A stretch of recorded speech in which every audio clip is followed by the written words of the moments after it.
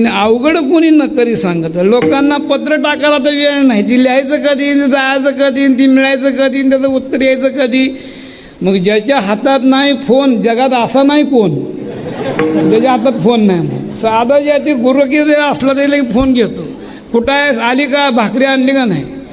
अशा अवघड कोणी न करी सांगत.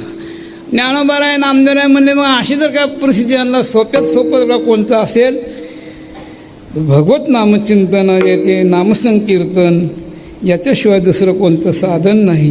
मग सर्वानुमताने जे ते फळाची स्थापना करून, शिंपियाचा पोरेक खेळिया नामा, तेने विठ्ठल वसवंत केला रे. आपल्या सवंगडी शिकवून घ्याई, त्यांनी सतत फळ जागविला रे.